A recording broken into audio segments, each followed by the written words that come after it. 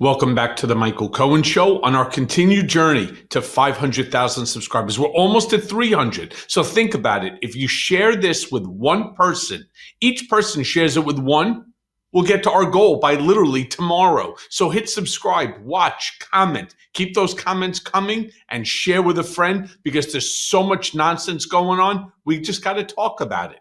So I want to start this by saying, over the weekend, Trump invoked the Alien Enemies Act of 1798. Remember that number, 1798, which has only been used 3 times in history.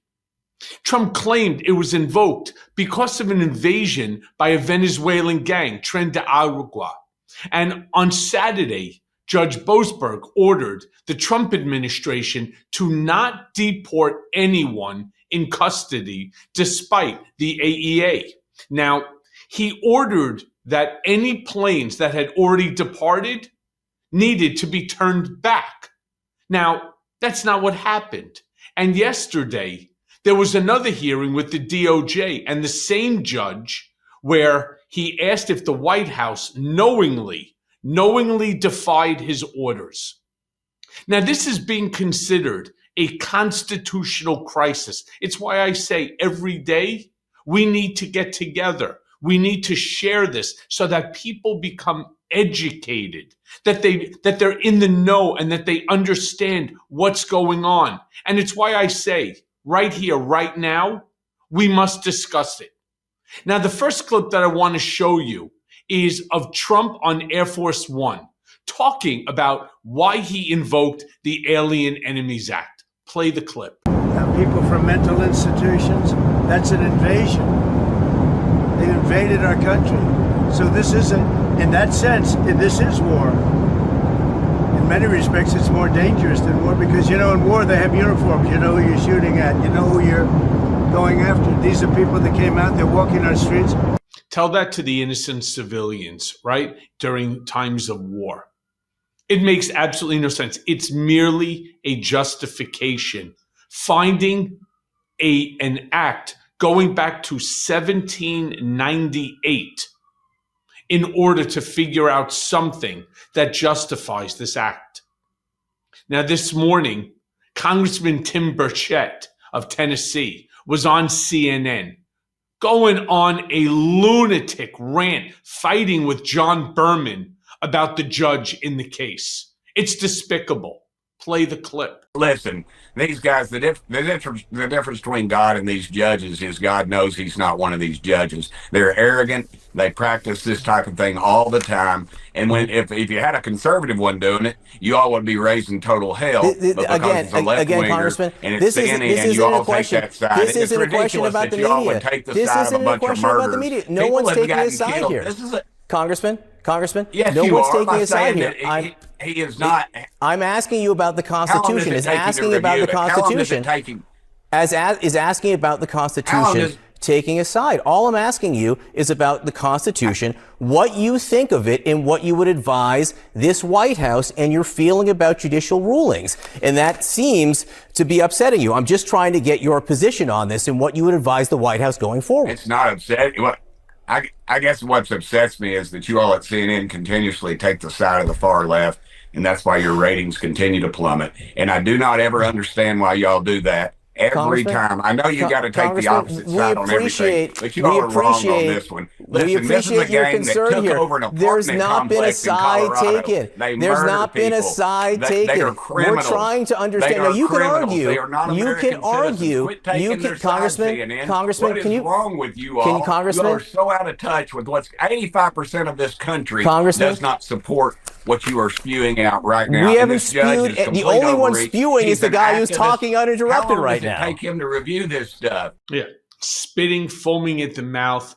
By the way, one Trump talking point after another. It's almost like he was reading it from a script which was on the computer. Make sure you say X. Make sure you say Y. Make sure you attack the judge. The judge, of course, is a leftist. The judge, of course, doesn't care about your safety, right? CNN is full of shit. Everybody's lying, right? If this was a conservative judge, you would be screaming. That's not even the question. Do you know, in that long ass rant, which went on further, Burchett didn't even answer the initial question. The question was about whether or not the act is constitutional. Not that the judge has made a determination. The judge put on an injunction preventing it from occurring so as to ensure that if in fact it is unconstitutional, that the harm does not continue to go on further. That's the whole point. Now, of course, Stephen Miller also then jumps onto CNN because everybody wants to impress Trump. Everybody wants to turn around and get the pat on the back by Trump that says, great job in sticking up John Berman's ass. All right. So Miller then goes on CNN where he's asked if the White House ignored the judge's order. It is a very, very simple question. Even if they just say no. Play the clip. That bilateral security agreement, again, then we do not have a democracy. Stephen, you've made your argument. We do not have a foreign policy. We've heard you say this. Did you ignore, did the administration ignore the order from the district judge? It's a simple question. I've answered it. I've answered it because the Department of Justice has made a filing in the court. But let me make another point. The judge in this case put the lives of every single person on those aircraft at risk. Did he know how much fuel was in those planes? Did he know the flight conditions? Did he know the weather conditions? Did he know how many crew hours? Did he know the need for crew rest? Did he know any of that? No. This judge violated the law. He violated the Constitution. So he defied the system of government that we have in this country. Because that does. Does the judge know how much a Bente latte over at Starbucks costs? No. I mean, what the hell is he talking about? It is a simple, simple question, and it's even a more simple answer. Just turn around and say, no, he did not. He did not violate the judge's order. In fact, the judge's order did not come down until after the planes had already taken off. Plain and simple. Then Pam Bondi, of course, our attorney general, also weighs in because her job is not to protect America in order to, act as the attorney general. It is to act like everybody else as a spokesperson for the president. Play the clip. Well, the amazing thing about this, Attorney General, is that you've got a local district court judge now who is saying that he can stop the president from enforcing his powers under Article 2 to protect the American people. Number one, will his order, this temporary restraining order on the Alien Enemies Act, will that be, respected going forward? And where does he get this power to stop the president engaging in national security and foreign policy? Well, that's it. He's attempting to meddle in national security and foreign affairs, and he can't do it. What he's done is an intrusion on the president's authority. This one federal judge, again, thinks he can control foreign policy for the entire country, and he cannot. And right now we're evaluating our options. Okay, so the administration may continue doing these flights?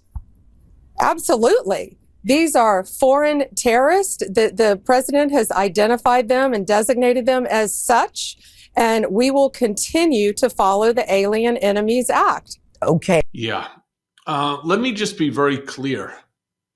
The federal court judge does actually have that power. It's conferred upon them by the Constitution. I mean, and shame on Judge Jeanine. Shame on our Attorney General. Listen, I am all for, as I'm sure each and every one of you are, for deporting all of these freaking gang members, these pieces of shit that destroy or that are destroying our country, whether it's through their distribution channels of drugs or murder or crime. Nobody wants them here. I'm all for that.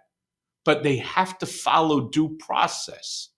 And that's what this entire argument is about. Now, recently, Trump and his surrogates, they've been parroting the idea that a single judge in a single district does not have the power. Of course, we need to get none other than Alina Habba to weigh in and comment on that idea. Play the clip. Look at the Kaylin Riley. Look at what they're doing, Laken Riley. It's not okay. And what we've done is removed these individuals from our states. So then to have a federal judge come in and say, hey, I don't agree with the president of the United States with an executive order, it's unthinkable and it's ridiculous. So Judge James Boasberg is going to be. Yeah, it's unfortunately the Constitution. Now, as I said before, we know that we're in a bad place when the voice of reason, Jessica Tarlov, has to explain to Fox hosts how due process actually works. You know, it's not like this hasn't been done before during other presidencies. During every single presidency, there has been a federal court judge that has tried to block both on Republican side and Democrat side. It's called, again, due process. Play the clip. Case. Funny you should mention that. No, there is good reason that everybody is saying alleged members and suspected members, because these people, as Dana said, have not gotten their due process. And there's an immigration attorney who has been posting about her client who was supposed to show up in court on Thursday, has been disappeared since then, is allegedly on this plane, and this person what was he supposed to show up in court for? What, he had a legitimate asylum claim. He had tattoos. Legitimate asylum. It's not legitimate until a judge says it's legitimate. But if you make it so that that person can't see a judge, then you're denying them their due process. I don't know if I buy it. What Trump is essentially saying is that the asylum system, as we know it, is done. That you can show up here and you're fleeing from persecution in Venezuela, for instance, and you don't get your day in court. So if that's what it is moving forward, then just say that. Be honest. But you know the asylum system has been gamed. Sure, it is completely exploited by criminals. Most don't even show up, and most don't get approval. You can throw whatever you want at the wall. I'm still going to finish what I'm saying. That's just facts. No, but it isn't facts. We should build a wall. They're illegal. They don't belong here in the first place if they weren't invited. Then just be honest and say it's not about getting criminals out. It's about getting everyone out who is here illegally. That we can pick up anyone. And that's not Whoopi Goldberg or Joy Behar. Obviously, they're not getting deported. You do the worst first. That's what we're doing. But why is this person? See, one person. No, but this is the first flight. Why can't you just wait to let everyone get processed? So you agree? Yes, it's the first flight of deportations of this I'm going to give you this, Jessica. I'm so glad you agree with what's being done. You just have a problem with how it's being done. So we're making progress. Right. I would say this. They've been. What a laughing asshole. It's what we were saying all along. Nobody wants them here. Nobody wants criminals here that don't belong here. But there is something called process. And you can't laugh your way out of it. Now, on Abby Phillips' show last night, they discussed if Trump should have to prove these people are violent before he deports them. The reason, what if one is not? Play the clip. On the issue of these deportations, it's quite clear the president believes he is keeping the United States and its citizens safe from non-citizens who are in the country illegally, first of all, and second of all, who have a long history of committing very, very violent acts, from murder to rape to sex trafficking and so on. Don't you think they have to prove that, though? Because, I mean, I don't think anybody disagrees about their ability to deport people who are murderers or rapists or whatever, but don't they have to actually prove that those people are who they say they are and that they've carried out those acts of those criminal acts? Well, we know they're violent people because... How do we know? Because their records have already been pulled. I mean, these people were violent. I think that the court, from where they came from, and now they're here illegally. So one of the things that happened in court who today, they are? Like, well, that's what I'm saying. Have one they of the even things given that us their happened identity? In the court today is that the lawyers for the government couldn't say really who these people were. And interesting enough, what they tried to use is they said, "Oh, we're looking at some of their tattoos, which means they have a gang affiliation, so they can be deported." It's a slippery slope that we don't want to open up. But they're illegal immigrants, immigrants, that's why we have a process for everything. But they're illegal immigrants, yes? So well, actually, again, we don't know that. The state of affairs. They're saying they're... You see the stupid face that Jennings is making over there? I mean, it's like, it doesn't make a difference if Donald Trump says that they're gang members, that they're violent, that they're rapists, murderers, drug dealers, etc., then therefore they are. I want to end this episode on a clip of Ana Navarro making the point that many Venezuelans voted for Trump.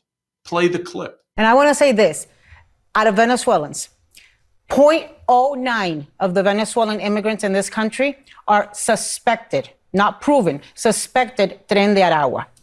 That means that the vast majority who've now had their temporary protective status taken out are good, decent people contributing to this society.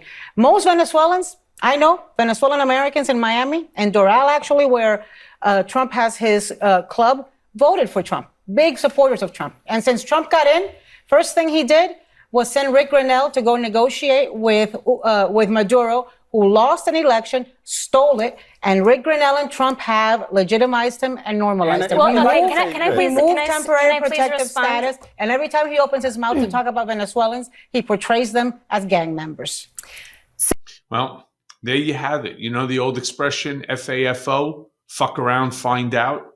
Okay, Venezuelans as a group, hopefully that they will see the error of their ways, and I believe that many additional groups will find out the same thing as time goes on, because the lawlessness that's going on, the violation of the Constitution that is taking place on a daily basis, eroding our rights, it's not stopping.